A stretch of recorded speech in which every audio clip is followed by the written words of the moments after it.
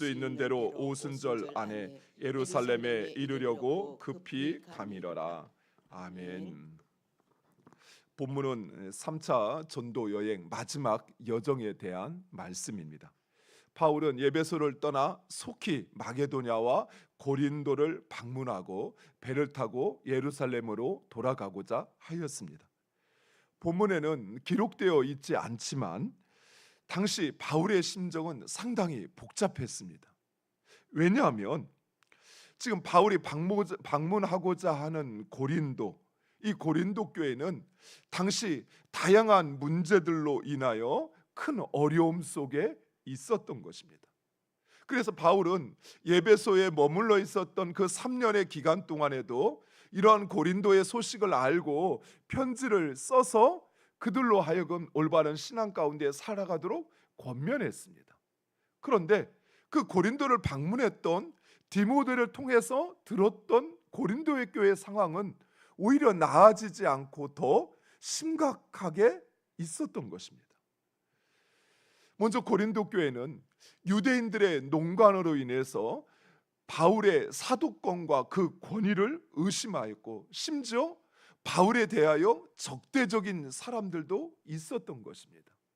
즉 우리가 아는 것처럼 바울은 예수님의 12 제자도 아니었습니다. 또 예수님을 추종하던 따르던 그런 제자들도 아니었습니다. 오히려 예수 믿는 자들을 핍박하던 박해자였던 것입니다. 그래서 12 제자로부터 가르침을 받고 또 12 제자를 따랐던 사람들에게는 바울은 그렇게 달갑지 않은 존재였던 것입니다. 예루살렘에서 온 유대인들, 그들은 오히려 바울이 세웠던 이 고린도 교회 성도들에게 바울은 믿을 사람이 아닌 것 같아 하며 그 사도권을 의심하게 했던 것입니다. 급기야는 그 바울을 적대시하면서 바울이 가졌던 그 조금은 고집스러운 성향에 대해서 반대하는 사람들도 있었던 것입니다. 이러다 보니 교회는 베드로파, 아볼로파 그리고 바울파로 나뉘어 분열하였고 뿐만 아니라 근친상간의 문제, 성도들끼리 세상 법정에 송소하는 문제, 도덕적인 태만, 결혼과 이혼의 문제, 또 우상에 절한 재물을 먹는 문제 등 교회는 많은 문제에 직면해 있었던 것입니다. 무엇보다도 당시 고린도 교회는 십자가의 도, 십자가의 길에 대한 오해가 팽배하였습니다. 즉 십자가에 못 박히신 예수 그리스도의 그 모범을 따라 그 십자가의 길을 가는 것은 헬라 사람들이 보기에는 미련한 일이었던 것입니다. 아니 왜 편한 길, 좋은 길, 쉬운 길을 놔두고 왜 그렇게 고통받으면서 그렇게 힘든 길을 가느냐 생각했던 것입니다. 바로 여기에서부터 문제가 시작되었던 것입니다. 꼭 십자가의 길을 가야만 예수를 믿는 거냐? 십자가의 길을 가지 않으면 신앙생활 안 하는 거냐? 그러니 좀 편히 하자. 꼭 바울이 가르쳐준 대로 그렇게 그 길을 따라야만 하는 것은 아니지 않냐? 하면서 점점 교회가 도덕적으로 태만하게 되었고 그리고 분열하게 되었고 그리고 성적으로 타락하게 되었던 것입니다. 사랑하는 성도 여러분, 물론 이 세상에 존재하는 교회는 불완전할 수밖에 없습니다. 우리는 이 사실을 인정해야 합니다. 그래서 마치 자신은 순진한 사람처럼 교회는 안 그럴 줄 알았는데 교회에 와보니까 이런 문제도 있네 하면서 상처받고 교회를 떠나는 일이 있어서는 안 돼요. 교회 역시 세상과 똑같은 문제를 노정할 수 있습니다. 나타날 수 있어요. 그러나 그럼에도 불구하고 교회는 세상에 하나님의 빛, 곧 예수 그리스도를 비추는 바로 그런 존재가 되어야 하는 것입니다. 내 생각, 내 기준, 내 방식으로 행하는 것이 아니라 예수님께서 말씀하셨던 것처럼 또 예수님께서 행하셨던 것처럼 바로 그 길을 따라 예수 그리스도를 세상에 증거하는 것이 바로 교회가 되어야 한다라는 것입니다. 그러니까 우리는 어쩌면 큰 딜레마를 갖고 있는 거예요. 무슨 말이냐면 우리는 세상의 문제를 가지고 있음에도 불구하고 그런 우리 자신을 정당화하고 변명하는 존재가 아니라 끊임없이 올바른 신앙의 길을 찾아서, 즉 예수 그리스도의 본을 따라 살고자 몸부림치는 곳, 교회는 바로 그런 곳이 되어야 한다라는 것입니다. 그래서 바울은 예배소 사역을 마치자마자 곧장, 오늘 본문에는 헬라 지역으로 되어 있지만 바로 고린도로 향하였던 것입니다. 다행스럽게도 고린도 교회는 어느 정도 그 갈등이 바울이 도착하기 전에 해소되어 가고 있었습니다. 그리고 바울이 도착하여 3개월가량 교회를 돌보며 거짓 교사들의 그 문제를 정리해 가기 시작합니다. 교회가 불완전함에도 불구하고 세상에 빛이 되는 이유가 바로 여기에 있습니다. 교회의 주인은, 교회를 이끌어 가시는 분은 사람이 아니라 하나님이시라는 것입니다. 그래서 하나님께서 주님의 교회를 지키시고 보호하시고 인도하시는 것입니다. 사람이 세운 것 같아도, 사람들이 교회를 운영하는 것 같아도, 그래서 힘 있는 사람, 또 영향력 있는 사람에 의해서 교회가 좌지우지 되는 것 같아도, 교회는 그 어떤 교회든 예수 그리스도의 보혈 위에 세워져 있습니다. 교회의 머리는 예수 그리스도요, 교회의 주인은 하나님이신 것입니다. 그래서 교회는 무너질 것 같아도 결코 무너지지 않습니다. 물론 하나님께서 우리를 흩으시고자 하실 때 교회는 흩어질 수 있습니다. 그러나 오히려 교회는 흩어져서 없어지는 것이 아니라 곳곳에서 다시 그 교회가 시작되고, 그리고 그 교회가 예수 그리스도를 증거하는 역할을 한다는 것입니다. 고린도 교회 문제가 이제 정리되자 바울은 곧장 예루살렘으로 돌아가려고 합니다. 왜냐하면 당시 바울은 마게도냐와 그리고 아시아에 있는 많은 이방 교회로부터 어려움을 당하고 있던 예루살렘 교회를 위한 구제 헌금을 받았기 때문입니다. 그래서 속히 그 구제 헌금을 예루살렘에 있는 유대인들에게, 예루살렘 교회에 전달하고자 했던 것입니다. 그동안 유대인들이 그토록 바울을 핍박하고 비방하고 죽이려 하였던 것을 생각한다면 어쩌면 바울은 예루살렘으로는 결코 가고 싶지 않았을 것입니다. 하지만 바울은 바로 그 유대인들이 기다리고 있는, 어쩌면 그곳에 가면 더 큰 어려움이 자신에게 초래되어질 수도 있음에도 불구하고 바울은 바로 그곳으로 가고 있는 것입니다. 그것도 유대인들을 위한 구제 헌금을 들고 예루살렘으로 향하고 있는 것입니다.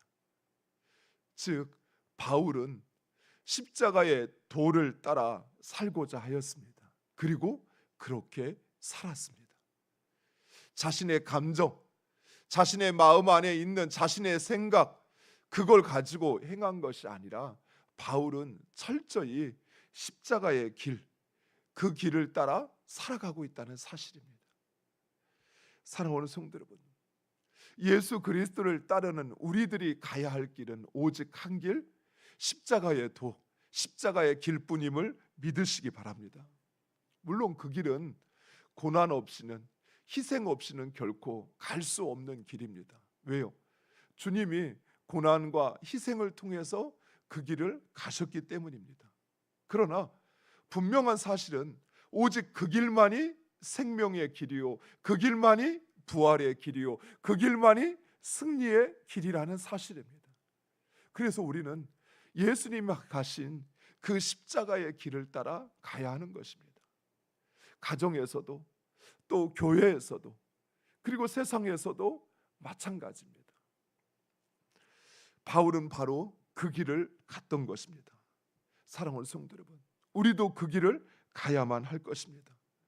비록 고난의 길이지만 십자가의 길이 우리에게 주어진 유일한 길이라는 사실, 그리고 또 우리가 함께 찬양했던 것처럼 우리의 목자 되시는 주님, 그분께서 우리를 인도하시고 지키시고 보호하신다는 그 믿음을 가지고 그 길을 가는 우리 모두가 되기를 간절히 축원드립니다.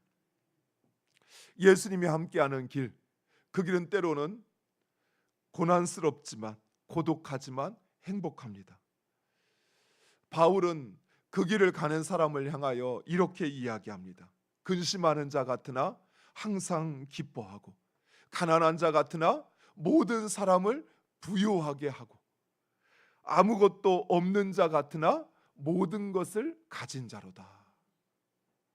사랑하는 성도 여러분, 우리가 십자가의 길을 갈 때 우리는 그 무엇보다도 우리의 심령이 평안할 뿐만 아니라 그리고 당당하고 담대하게 그 길을 갈 수 있는 것임을 믿으시기 바랍니다. 우리가 그 길을 나서기 전에는 그 길을 누가 가? 어떻게 가? 나는 결코 못 가.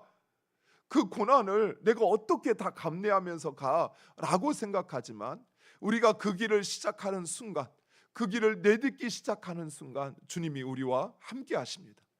그래서 우리의 모든 두려움을 맡아주시는 거예요.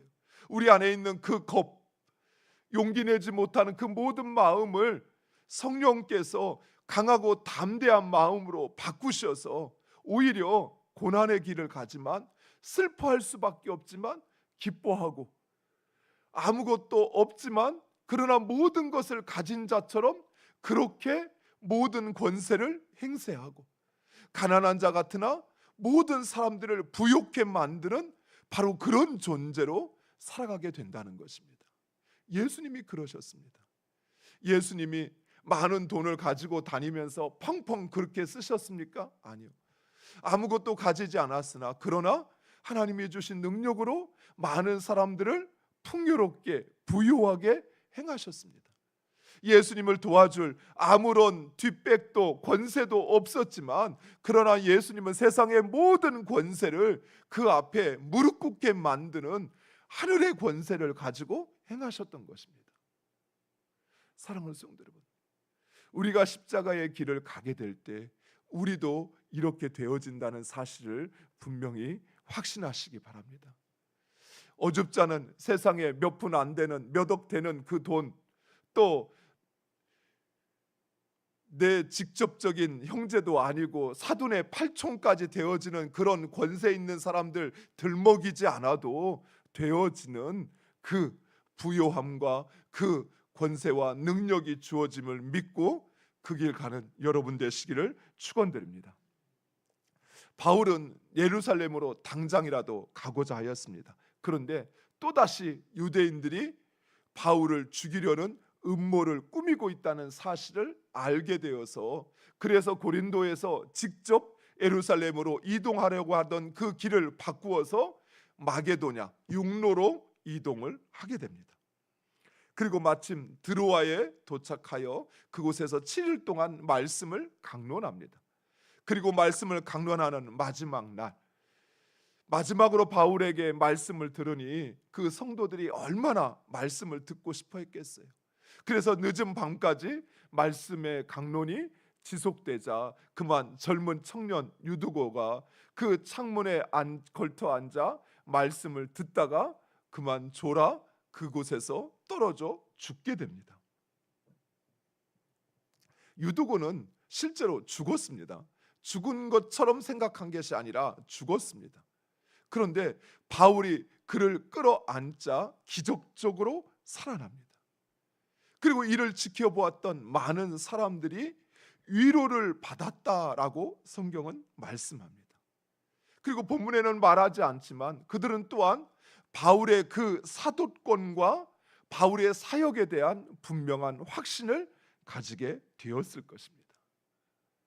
이처럼 사랑하는 성도 여러분, 우리 하나님은 우리의 적대자들의 그 회방을 통해서도 하나님의 뜻을 이루신다는 사실입니다. 구약 성경에 보면 다니엘 시대에 다니엘을 시기하였던 관료들이 왕을 충동질하여 기도하지 못하게 하는 금령을 만듭니다. 그래서 다니엘을 그 올무에 붙잡아 그 자리에서 끌어내리려 하였던 것입니다. 그런데 그 금령으로 인하여 결국 다니엘은 붙잡혀 사자굴에 던져지게 됩니다. 그런데 어떻게 되죠? 오히려 그 일로 인하여 다니엘이 섬기는 하나님, 그 여호와가 유일하신 하나님이시오, 유일한 신이시오, 그리고 다니엘은 바로 그 하나님의 종이라는 사실을 왕과 모든 사람들에게 알리는 계기가 되었다라는 것입니다. 요셉은 형들에 의해서 팔려가고 보디발의 아내의 거짓말에 의해서 옥에 갇히게 됩니다. 그런데 그 일로 인하여 요셉은 옥에서 왕의 술 맡은 관원장을 만나게 되고, 그리고 예굽의 총리가 되어지는 바로 그 과정이 그곳에서 이루어지는 것입니다.